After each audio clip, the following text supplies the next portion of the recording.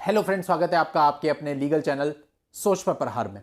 मैं हूं एडवोकेट सनी शर्मा और दोस्तों आपके लिए मैं अभी आज एक बिल्कुल लेटेस्ट जजमेंट लेकर के आया हूं। अभी हाल ही का 25 फरवरी 2022 को ये जजमेंट आया है और पतियों को ये बहुत राहत देगा।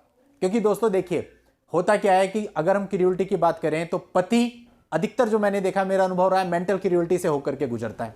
लेकिन बेचारा वो पति है तो क्रियोलिटी साबित नहीं कर पाता, तो मेंटल क्रियोलिटी क्या साबित करेगा।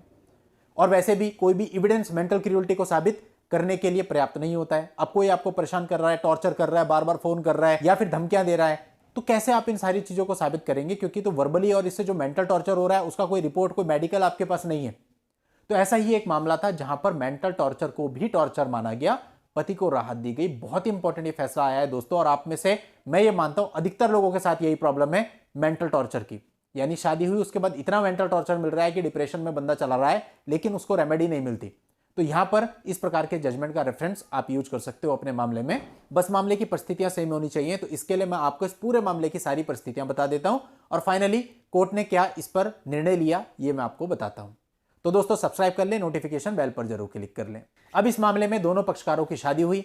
पत्नी अपने मैट्रिमोनियल होम में आई, कुछ दिन वहां पर रही, उसके बाद अपने पेरेंटल होम में चली गई। इसके बाद ये सिलसिला बढ़ता चला गया, मतलब वो अपने पेरेंटल होम में लगातार जाने लगी। कुछ त्योहारों पे, बर्थडे पे या अलग अलग ओकेजन्स पे जाने लगी। पति ने सेक्शन 13 की पिटीशन फाइल करी क्रियोलिटी और डिसर्शन के बेस पर। अब क्रियोलिटी में उसने बताया कि तरह तरह से उसको प्रताड़ित करती थी, मेंटल हैरेस करती थी, उसको ये बोलती थी कि तुम्हारी तो बल्कि फिजिक है, तुम गुड लुकिंग नहीं हो, वगैरह वगैरह। अब जब पति के पिताजी की डेथ हुई तो उसके बाद जो पत्नी है वो अपने पेरेंटल होम आ गई थी और लगभग 4 सालों से वहीं पे रह रही थी और बिना बताए जॉब भी करने लगी थी। अब फैमिली कोर्ट ने ये माना कि भाई जो डिसर्शन का पीरियड है वो कम से कम 2 साल है।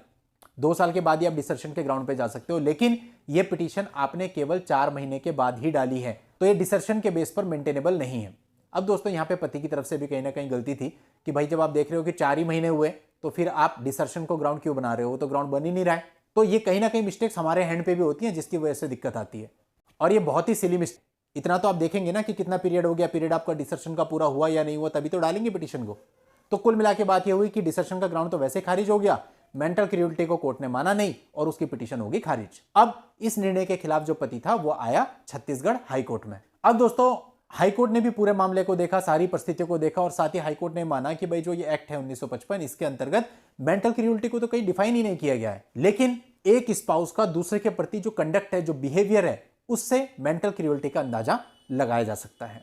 क्योंकि दोस्तों देखो, डिसर्शन का तो ग्राउंड बन नहीं रहा है, तो खाली क्रियोलिटी के बेस पे कोर्ट को तय करना था। कोर्ट ने माना कि जो हस्बैंड वाइफ के बीच में फिजिकल रिलेशन होते हैं वो मैरिज का एक एसेंशियल पार्ट होते हैं। यदि एक स्पाउस अपनी मर्जी से दूसरे स्पाउस के साथ फिजिकल रिलेशन नहीं बनाता है तो इसको दूसरे पार्टनर पर क्रियोलिटी माना जाएगा। और यहां पर भी ऐसा ही था कि 4 साल से वो अलग रह रही थी, यानी उन दोनों के बीच में कोई फिजिकल रिलेशन भी नहीं थे, तो इसको क्रियोलिटी माना गया। और फिजिकल रिलेशन के लिए यहां पर रिस्पोंडेंट ने मना भी कर दिया था, तो ऐसे में पति पर इसको क्रियोलिटी माना गया और इस चीज के आधार पर क्रियोलिटी मानते हुए इसको पति को डाइवोर्स की डिग्री ग्रांट कर दी गई। तो यानी आप इन शॉर्ट इस मामले को ऐसे कह सकते हो कि यदि आपका पति या पत्नी आपके साथ फिजिकल रिलेशन बनाने से मना कर रहा है तो यह भी आपके ऊपर एक क्रियोलिटी होगा और इसके आधार पर भी आप डाइवोर्स ले सकते हैं।